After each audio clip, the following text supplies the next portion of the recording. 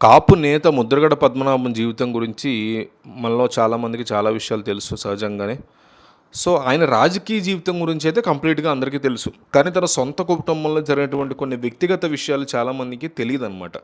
ముఖ్యంగా తన పెద్ద కోడల విషయంలో ఆయన తీసుకున్నటువంటి ఒక నిర్ణయం సమాజంలోనూ, ఆయన యొక్క ప్రాంతంలోనూ ఒక పెద్ద చర్చకి దారితీసింది.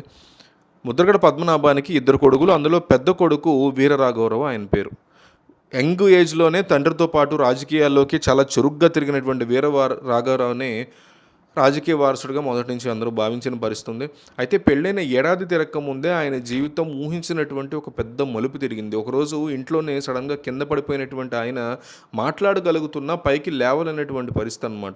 వెంటనే కాకినాడ ఆసుపత్రికి, ఆ తర్వాత హైదరాబాద్ ఆసుపత్రికి, తర్వాత కార్పొరేట్ ఆసుపత్రులకి ఆయన తరలించడం అనేది జరిగింది.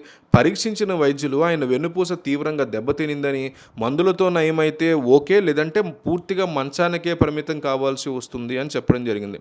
కొడుకుని బ్రతికించుకోవాలన్నటువంటి ఆరాటంతో ముద్రగడ పద్మనాభం బెంగుళూరు, న్యూఢిల్లీ ఇలాంటి అనేక నగరాలతో పాటు విదేశాల్లో కూడా 5 ఏళ్ల పాటు ఆసుపత్రుల చుట్టూ తిరిగారు.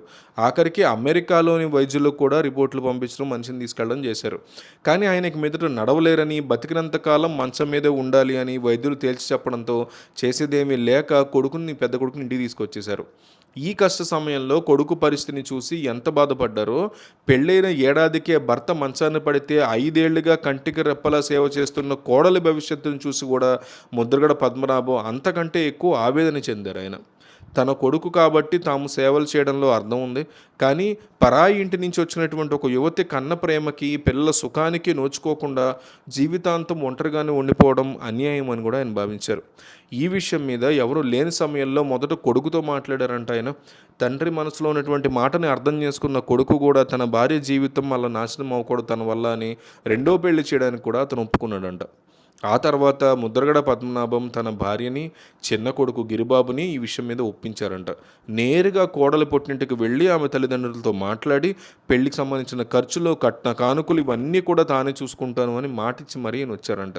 మొదట ఆ కోడలు ఈ ప్రతిపాదనని నివ్వెరపోయి నా వల్ల కాదని అన్నా కూడా ముద్రగడ పద్మనాభం ఆమె భవిష్యత్తు కోసం ఎంతో బతిమలాడడంతో చివరికి ఆఖరికి ఆమె అంగీకరించారు.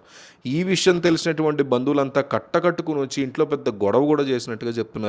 కులానికి పెద్దవాడైనటువంటి వ్యక్తి ఇలా కొడుకు బతికుండగానే కోడలికి రెండో పెళ్లి చేయడం ఏంటి అని పరువు నష్టం వస్తుందని కూడా వాళ్ళందరూ వచ్చి వాదించారంట. కానీ ముద్రగడ పద్మనాభం మాత్రం మీ కన్న కూతురుకే ఈ పరిస్థితి వస్తే ఇలాగే మీరు వదిలేస్తారా అని గట్టిగా వాళ్ళు నిలదీశారని చెప్తున్నారు.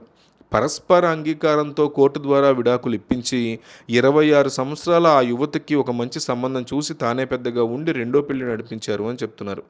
చంద్రబాబు నాయుడుతో రాజకీయ విభేదాలు ఇప్పటి నుంచి కూడా ఆయన ఉన్నాయి. ఆ తర్వాత ఆయన వైసీపీలో జాయిన్ అయ్యారు.